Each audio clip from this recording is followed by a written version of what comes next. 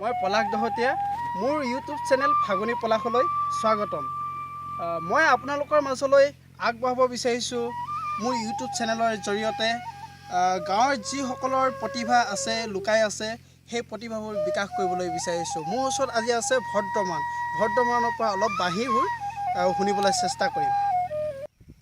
এয়া মোৰ বৰ্তমানৰ পৰা অলপ বাঁহী শুনিম, যাতে ইয়াৰ প্ৰতিভাবোৰ আপোনালোকৰ মাজত মৰম পায়, যাতে ইয়াৰ প্ৰতিভাবোৰ আগবঢ়াই নিব পাৰে।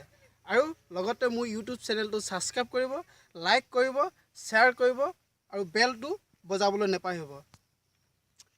হ'ল এতিয়া অলপ বাঁহী লিড শুনিবলৈ আগবাঢ়িছোঁ।